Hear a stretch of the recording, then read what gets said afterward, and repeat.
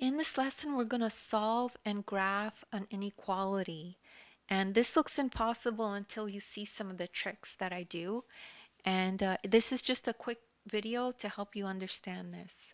So if we have a problem like this that says solve for h, then graph the solution on a number line. And we have 2/3 times h minus 3 is less than or equal to 9.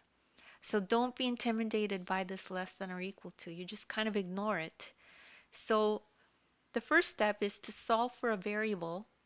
Use inverse operations to undo the operations in the equation. So you need to undo the operations.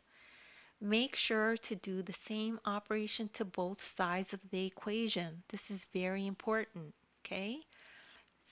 Because if you don't, then you will get the answer wrong. So now we have Now we need to isolate h. So start by adding both sides by 3.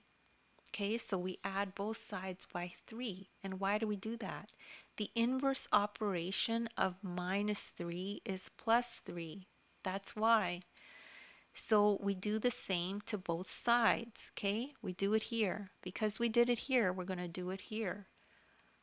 So now these cancel each other out, and 9 plus 3 is equal to 12, and we're left with 2/3 h on this side. So now we need to continue and try to get h by itself.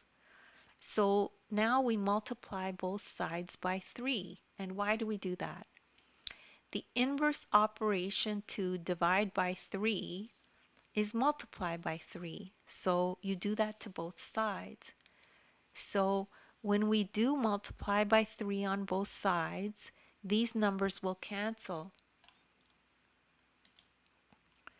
The 3's cancel. And then we're left with 36 on this side. 2h is less than or equal to 36. Now we divide both sides by 2 because we have to further isolate h to get it on its own. It's almost on its own, but not quite. So let's divide both sides by 2. The 2's cancel. So then we're left with h is less than or equal to 18. Now stick around because you need to figure out how to graph this now. So here's our line, our number line, and we have h is less than or equal to 18. So we start at 18, we fill in the circle to satisfy equals. This is the equals, so it's included. 18 is included. And then we just make an arrow that goes this way forever.